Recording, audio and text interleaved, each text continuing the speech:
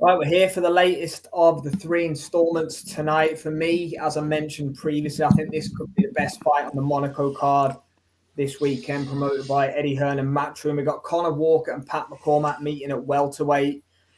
Look, a brilliant fight. Pat McCormack probably hasn't quite got the recognition, especially as a pro yet, that he deserves. We know all about his amateur background stuff. Another one with Ben Davis and Lee Wiley down there being trained. Then we've got Conah Walker. What can we say about Conah Walker? What he did to Harry Scarf to win that British title. Absolutely unbelievable. Lost every second of every round and pulled out a Hail Mary. He's not known as a massive puncher either. We saw him in with Lewis Crocker as well, who's now IBF champion. Many people thought he might have nicked that fight. So he's going to be a real test for Pat McCormack, who'll go in as a favourite. But yeah, I'm fascinated by this fight. I just know Conah Walker won't lie down. He's relentless.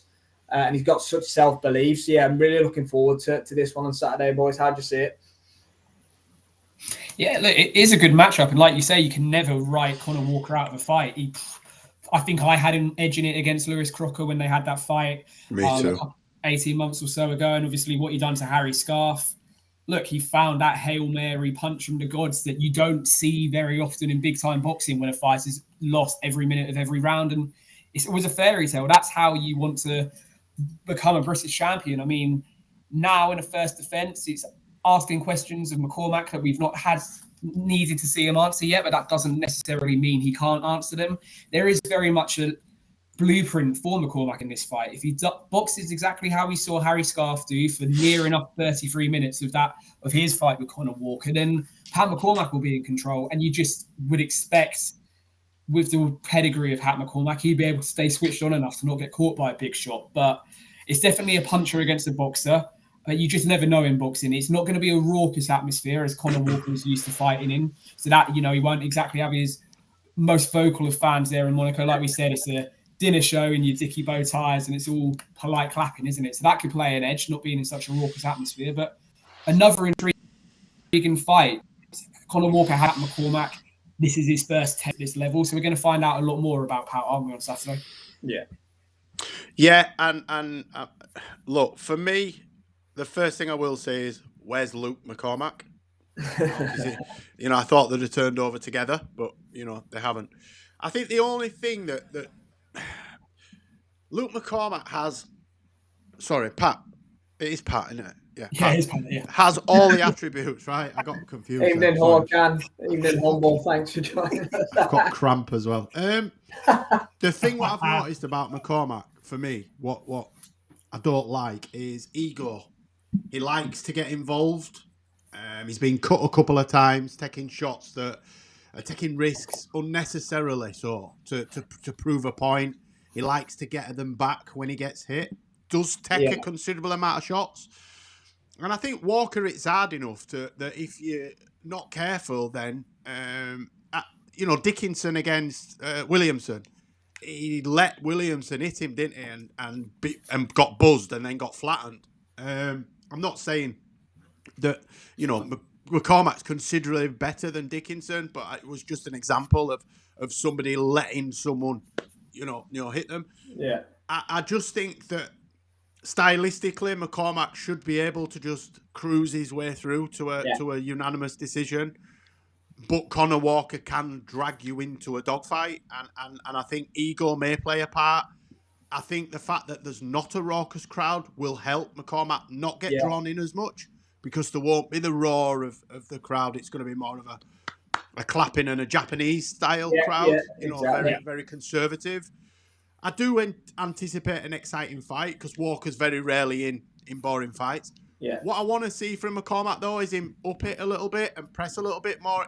Again, as I said in the Jai Opataya one, he seems comfortable to just know he's in front and he's comfortable with it, and then just boxes and boxes and boxes.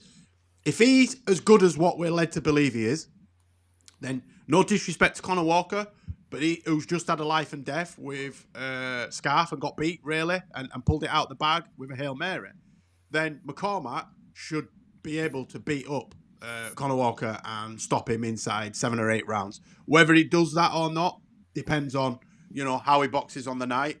I think it's going to go points, and I think we'll see McCormack win a Is it 10 or 12? 12, just the British. 116, 112, then I think it'll be something 4 or 5 rounds in it. I think he'll lead from the front, and once he gets in front, very similar to McGrail and Masood, whoever starts to take a lead in that fight, I think it'll be very difficult.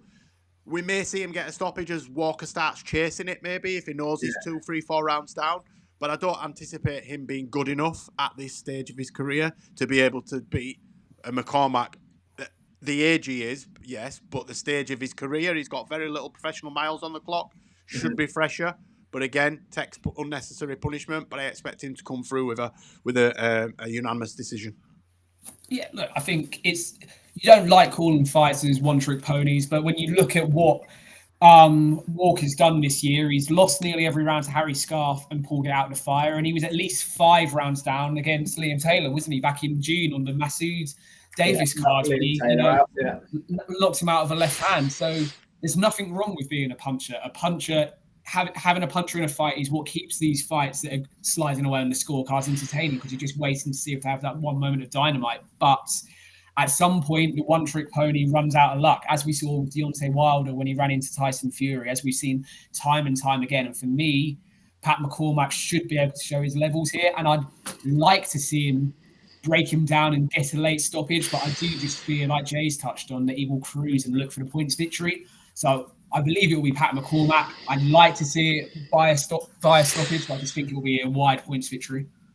Yeah, well, all three of us are on exactly the same path there. I think Conor Walker's tough as old boots. I think it'd be an incredible statement if Pat McCormack gets him out of there, but I think he'll realise, like you boys said, that maybe just boxing and cruising to a point victory, which I think he will, because he is levels above Conor Walker talent-wise. If he gets dragged into it, it'll be very interesting. I kind of selfishly hope he does, to give us a good fight. But 3 points decisions over here for Pat McCormack. Hawkins got the 9th round stoppage.